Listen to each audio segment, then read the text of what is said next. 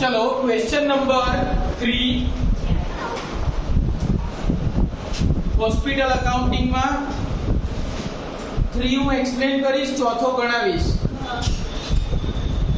Prepare departmental profit and loss statement for XYZ hospital based on the following ledger balance for the year ending 31st March 2020.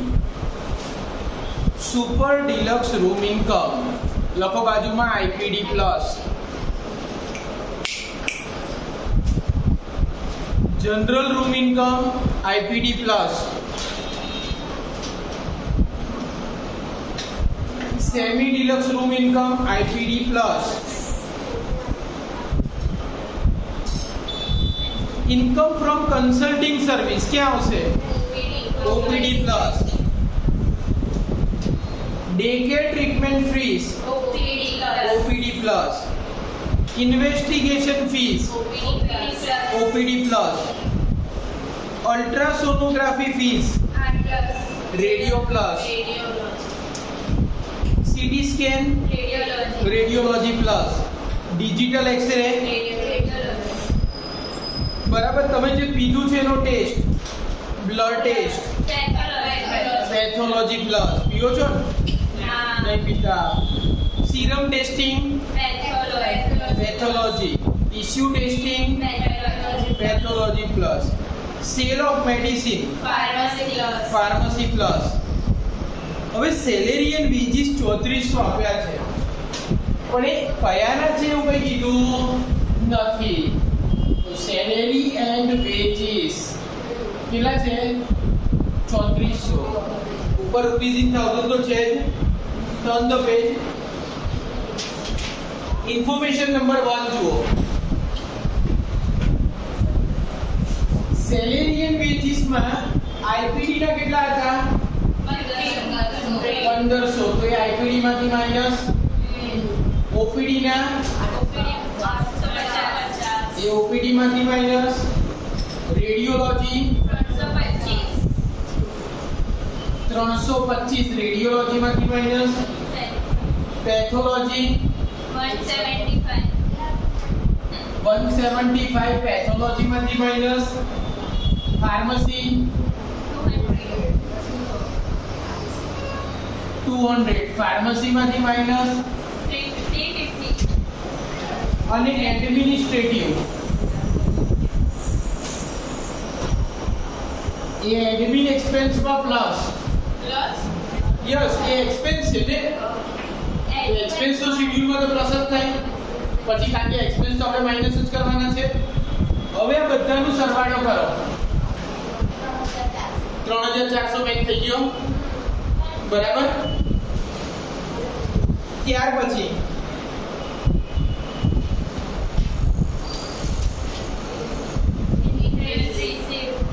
Interest received other income, dividend other income, donation other income, dietary service income other income,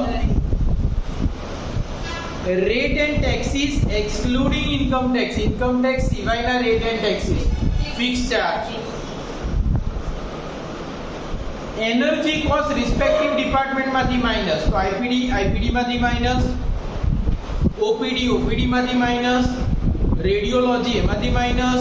pathology માંથી minus. Pharmacy માંથી minus. અને administrative માં plus. કારણ કે આપણે admin નો expense તો total minus જ કરીશું. એડવર્ટાઇઝિંગ એન્ડ માર્કેટિંગ એક્સપેન્સ 150 છે, એને એડવર્ટાઇઝિંગ એન્ડ માર્કેટિંગ એક્સપેન્સ માં લખવાનું. એને માટે ઇન્ફોર્મેશન 2 છે. Advertising and marketing expense incurred for the hospital as a whole. એટલે આ એડવર્ટાઇઝિંગ એન્ડ માર્કેટિંગ ફક્ત અને ફક્ત હોસ્પિટલનો જ ખર્ચો છે. કોઈ ચૂંટણી પ્રચારના બહાને ખર્ચો કર્યો નથી. આપણા આદરણીય રૂપાણી સાહેબ આવ્યા હતા ટ્રાય કલરનું ઉદ્ઘાટન કરવા.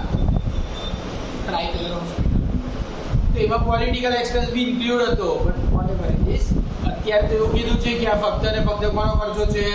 હોસ્પિટલનો. तो अनएलोकेटेड ऑपरेटिंग एक्सपेंस में लखी नाखવાનું. પ્રોપર્ટી ઓપરેશન પણ unallocated operating expense. Postage and telephone admin expense. Internet fix charge. Printing and stationery admin expense. Audit fee admin expense. Legal fees admin expense. Scrap sales other income. Parking fees other income.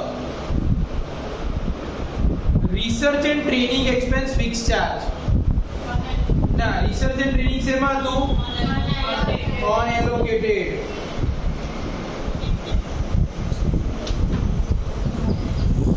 Depreciation fix charge.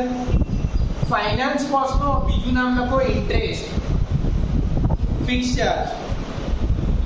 અને insurance પણ fix charge. Turn the page. પહેલી information થઈ ગઈ, બીજી પણ થઈ ગઈ. ત્રીજી, ઇન્કમ ટેક્સ રેટ કેટલો હતો? 30%. થઈ ગયો. આવડે પ્રોફિટ બિફોર ટેક્સ માંથી માઈનસ. ક્લિયર? ચોથો અને પાંચમો દાખલો કોલેજમાં કરાવશે, પછી કરાવીશ. ત્યાર પછીનો નેક્સ્ટ પોઈન્ટ છે જે એમસીક્યુ માટે ઇમ્પોર્ટન્ટ છે. પ્લસ એક વસ્તુ 2.5 માર્ક્સ માટે પણ ઇમ્પોર્ટન્ટ છે. that will be considered as operating ratio.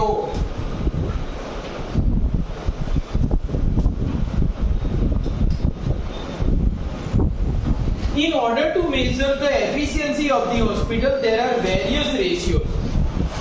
સૌથી પહેલો average length of the stay.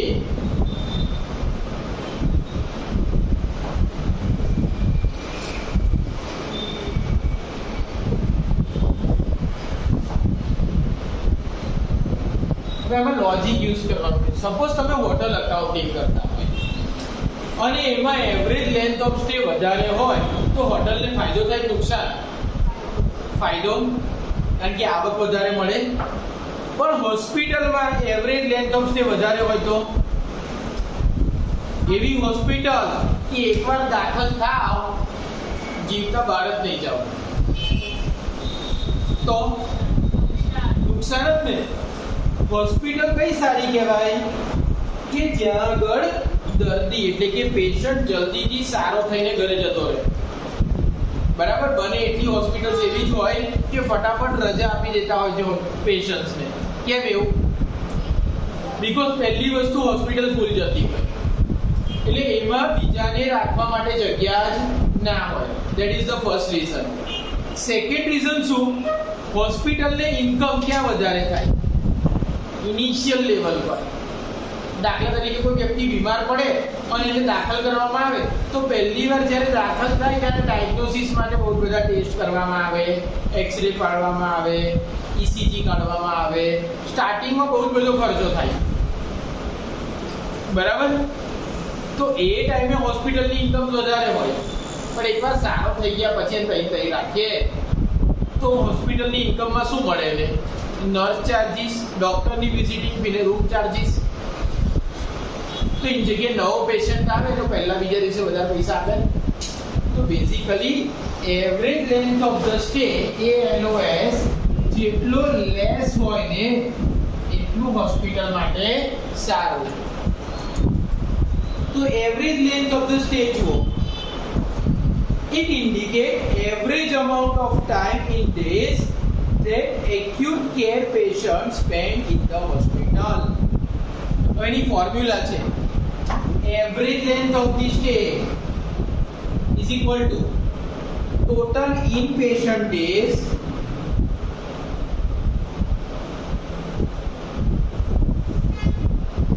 divided by total inpatient discharge.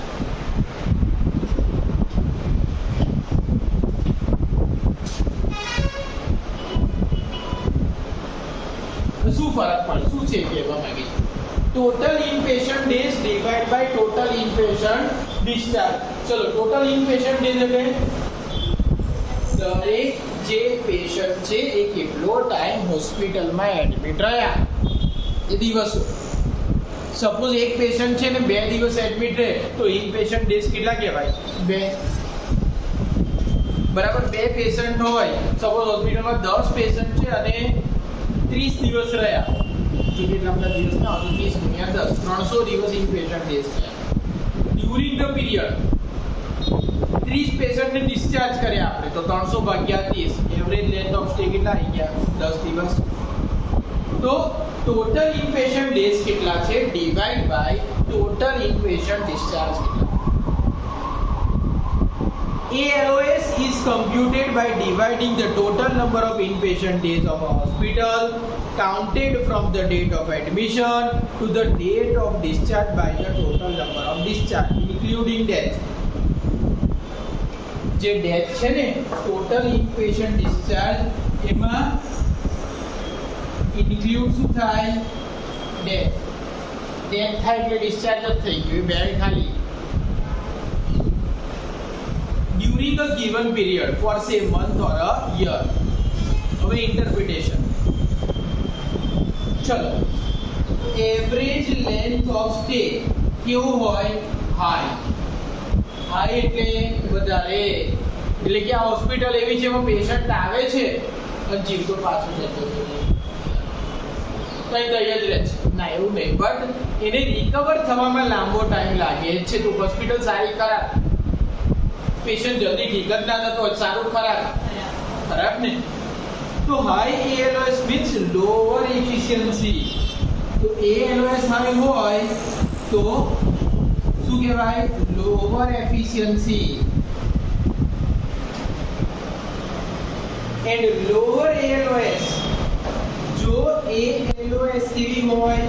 લો હોય, એનો meaning high efficiency.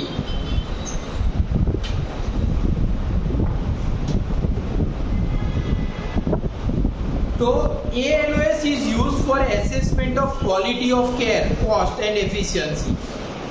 It is generally viewed that longer than expected ALOS is indication of poor quality of care.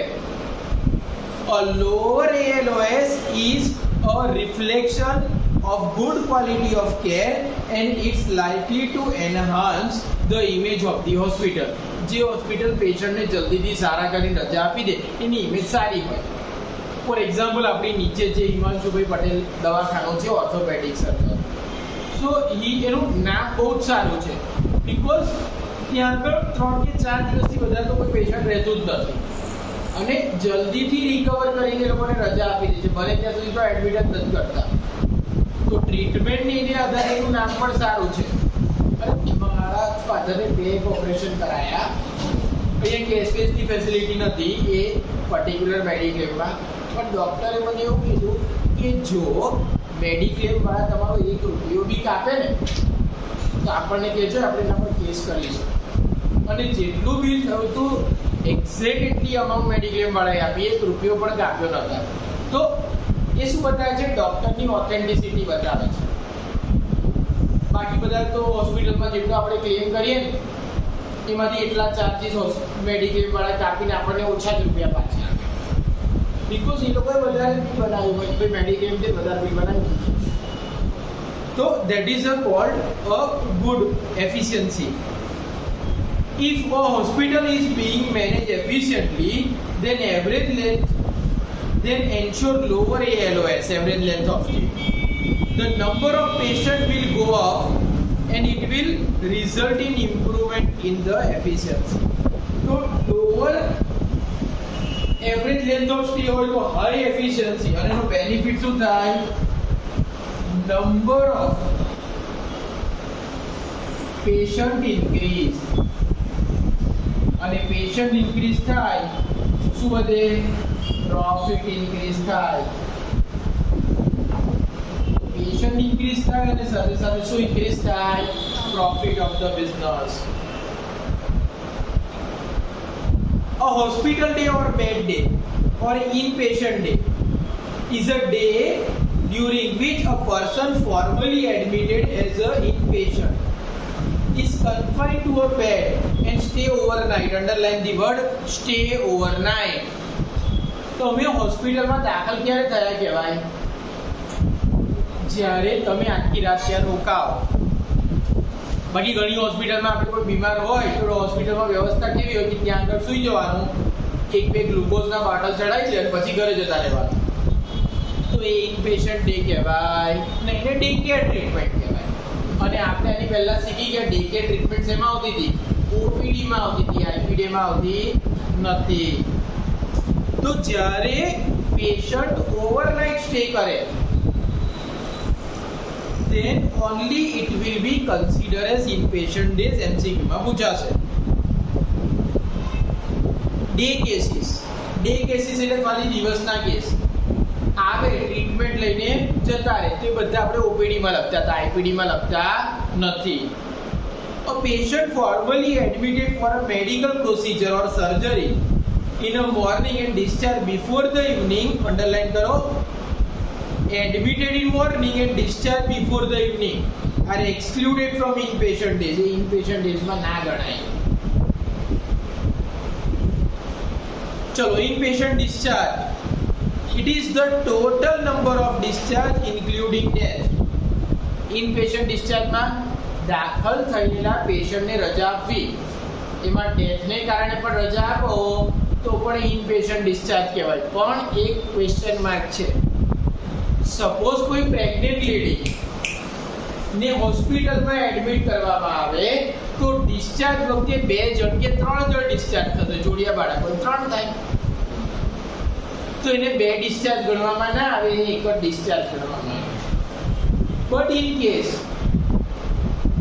Discharge વખતે લેડીને પહેલા discharge કરવામાં આવે અને બાળકને કોઈ treatment માટે હોસ્પિટલમાં રાખવામાં આવે તો એ બંનેને અલગ ડિસ્ચાર્જ કરવામાં આવે. એમસીક્યુમાં પૂછાય છે. એને 2 ડિસ્ચાર્જ નહીં ગણવાના, એક જ ડિસ્ચાર્જ ગણવાનું. પણ જો બાળક અને મધર બંનેને અલગ અલગ ટાઈમે ડિસ્ચાર્જ કરવામાં આવે તો એને કેટલા discharge ગણવાના? 2. It is the termination of the granting of loading the hospital and formal release of the patient. It includes the patient admitted discharge. Underline karo. It includes the patient admitted discharge on the same day after evening. Underline the word after evening. જો evening પછી એને discharge કરવામાં આવે તો એને પણ એક day ગણી નાખવામાં આવે. એટલે બિફોર ઇવનિંગ ડિસ્ચાર્જ લઈએ તો ડે કેર ટ્રીટમેન્ટ, પણ આફ્ટર ઇવનિંગ ડિસ્ચાર્જ લે તો એક દિવસનો ચાર્જ લાગી જ જાય. હવે બીજું આવ્યું ઓક્યુપન્સી રેટ.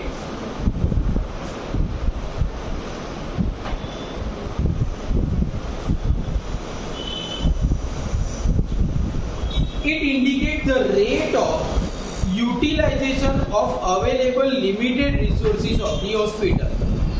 હવે હોસ્પિટલ હોય કે કોઈ બી બિઝનેસ હોય, અવેલેબલ રિસોર્સિસ કેવા હોય? લિમિટેડ હોય.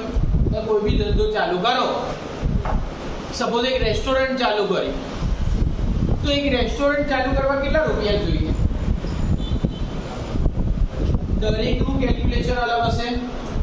રેસ્ટોરન્ટમાં કઈ કઈ ફેસિલિટી આપવા માંગો છો, શું ખર્ચો કરવા માંગો છો, that will be quite different.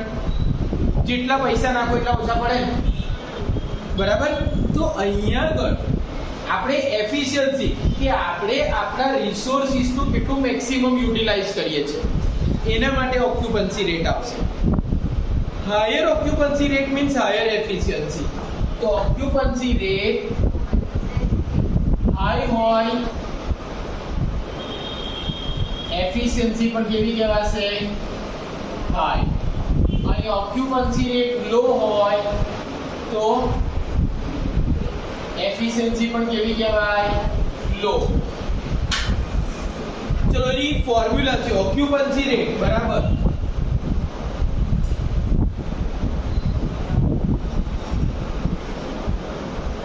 inpatient days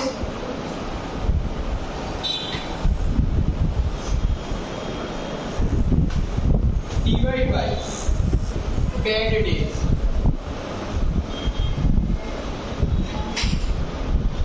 Bed days કઈ રીતે મળે? number of bed ઇન્ટુ 365 આ ગણતરી શું થાય? ઇન પેશન્ટ ડેઝ એટલે પેશન્ટ કેટલી નાઇટ સુધી હોસ્પિટલમાં રોકાય. આ સેમ પેલા હોટલ જેવું છે ઓક્યુપન્સી રેટ. હોટલમાં શું હતું? કેટલા રૂમ ઓક્યુપાઈડ થયા ડિવાઈડ બાય કેટલા રૂમ અવેલેબલ છે. બટ હોસ્પિટલમાં રૂમને આધારે ચાર્જ ના હોય. જનરલ વોર્ડમાં એકથી વધારે બેડ હોય. તો અહીંયા આગળ આપણે શું ગણીએ છીએ? કેટલા ઇન પેશન્ટ ડેઝ છે ડિવાઈડ બાય આપણી પાસે ટોટલ કેટલા બેડ અવેલેબલ છે. આમાં ઇન્ટુ 100 કરશો ને તો આન્સર તમને શેમાં મળશે? પર્સન્ટેજમાં. ઇન્ટુ 100 ના કરો તો પ્રપોર્શનમાં મળે. ઇન્ટુ 100 કરો તો આન્સર શેમાં મળે? પર્સન્ટેજમાં. ત્રીજો ક્વેશ્ચન છે નેટ રેવન્યુ પર પેશન્ટ.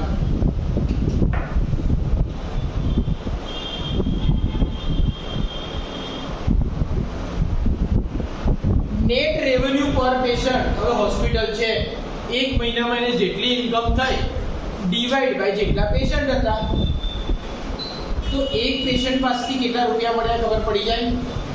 તો નેટ રેવન્યુ પર પેશન્ટ, તો number of patient is the total in patient and out patient. અહીંયા આગળ મેં સ્ટાર્ટિંગમાં જ કીધું નંબર ઓફ પેશન્ટ કઈ રીતે મળે? ટોટલ પેશન્ટ તો આઈપીડી માં પણ આવી જાય અને ઓપીડી માં પણ આવી જાય.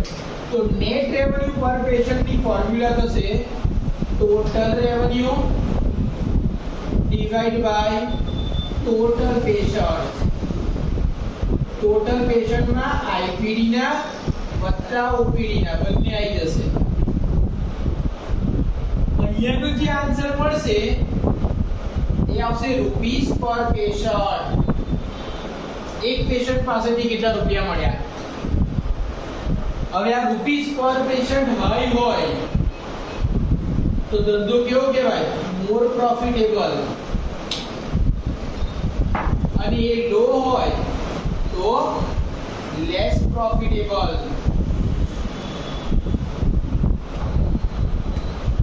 પછી higher the net revenue per patient, higher the efficiency, and lower net revenue per patient, lower will be the efficiency. चौथी formula, capital employed or invested per bed capacity. So capital employed per bed capacity. હવે શું બતાવે છે કે એક bed માટે તમે કેટલા રૂપિયા રોક્યા? 5000 નો બેડ આવતો 5000 રૂપિયા એવું કહેવાય કે ના કહેવાય? 5000 નો બેડ આવતો હોય તો એક બેડ પાછળ 5000 રૂપિયા એવું કહેવાય કે ના કહેવાય? ના કહેવાય. હોસ્પિટલમાં પેલા પેશન્ટને ખાલી બેડ જ આપે કે આજુબાજુની બધી બહુ ફેસિલિટી આપે? એકચ્યુઅલી બેડ બી રૂમની અંદર હોય, રૂમ બિલ્ડિંગની અંદર હોય. તો રૂમ ને બિલ્ડિંગ બનાવવા જે પૈસા રોક્યા હોય, એર કન્ડિશનમાં જે પૈસા રોક્યા હોય, એ બધો બી ખર્ચો એનો જ કહેવાય. તો એ શોધવા માટે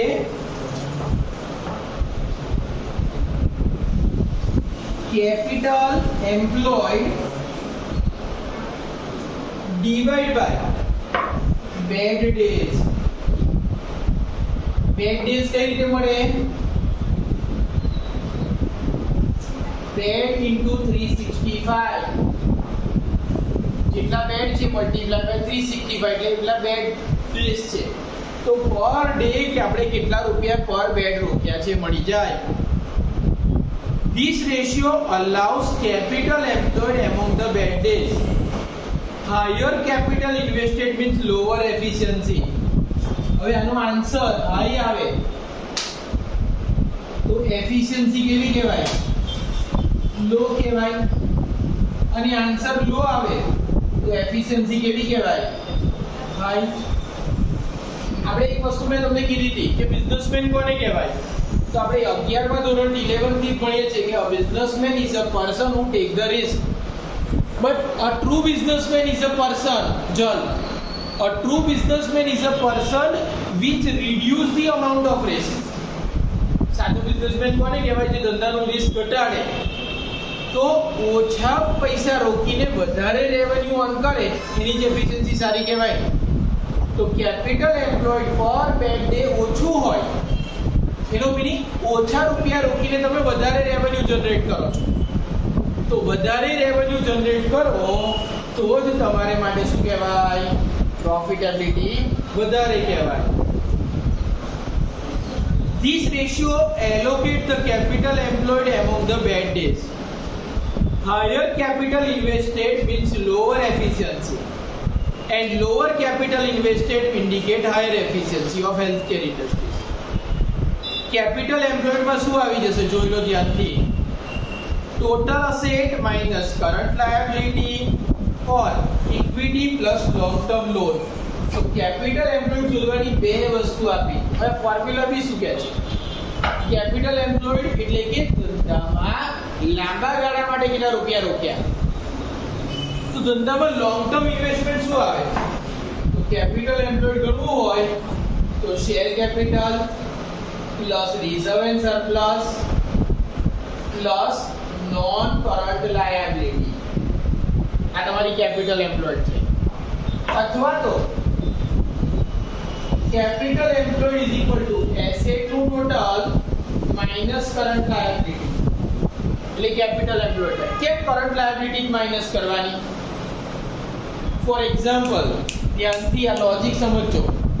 સપોઝ તમે એક નવી બિઝનેસ ચાલુ કરો, એક પ્રોવિઝન સ્ટોર ચાલુ કર્યો. પ્રોવિઝન સ્ટોરને માટે સપોઝ તમે 20 લાખની શોપ પરચેસ કરી, તો ઇન્વેસ્ટમેન્ટ કેટલું થયું? 20 લાખ. તમારી દુકાન નવી હશે ત્યારે ફર્સ્ટ ટાઈમ જે ગુડ્સ તમે પરચેસ કરશો એ તમને ક્રેડિટ પર મળશે કે રોકડેથી ખરીદવો પડશે? નવી દુકાન ચાલુ કરી છે, કોઈ ઓળખતા નથી, તો તમે સપોઝ પ્રોવિઝનલ આઇટમ બિસ્કિટ છે, અનાજ કરિયાણું છે, કૌશાંગી, અહીં ધ્યાન, એ બધામાં તમે ઇન્વેસ્ટ કરશો તો સ્ટાર્ટિંગમાં તો તમને કોઈ ઓળખતું નથી, એટલે એ પૈસા બી તમારે જ રોકવા પડશે. તો ઇનિશિયલ ઇન્વેસ્ટમેન્ટ કેટલું થયું? 20 લાખની દુકાન અને 10 લાખનો સામાન. કેટલા થયા? બરાબર. હવે તમારા આ માલ તો વેચાઈ જશે 10 લાખનો માલ, પછી તમે શું કરશો? એ 10 લાખ રૂપિયાનું, એ 10 લાખ રૂપિયાનો જે ગુડ્સ વેચાઈ ગયો એનું શું કરશો? બીજો ગુડ્સ લઈશું. ઇટ મીન્સ એ પૈસા તમે ઘરે નહીં લઈ જતા, એ પૈસા પર તમે રીઇન્વેસ્ટ કરો છો. એટલે ઇનિશિયલ લેવલ પર આપણે ધંધો ચાલુ કરવા જે fix asset as well as current અસેટમાં પૈસા રોક્યા છે એ પરમેનન્ટલી ધંધામાં રોકાઈ રહેશે. તો જો પરમેનન્ટલી રોકાઈ રહેતા હોય તો એ પણ શેમાં આવી જાય? કેપિટલ એમ્પ્લોયડમાં. એટલે આપણી ટોટલ કરંટ અસેટમાંથી જે કરંટ અસેટને ફાઇનાન્સ કરંટ લાયબિલિટી કરી છે એને હટાવી દીધી. એટલે ફિક્સ અસેટમાં ઇન્વેસ્ટમેન્ટ પ્લસ નેટ વર્કિંગ કેપિટલનો investment, current asset minus current liability, એ તમારી શું મળી ગઈ? Capital employed. તો બે રીતે આ વસ્તુ શોધાય. આ ટૂંક લખી નાખો, પછી એક્ઝામ્પલ જોઈએ આપણે.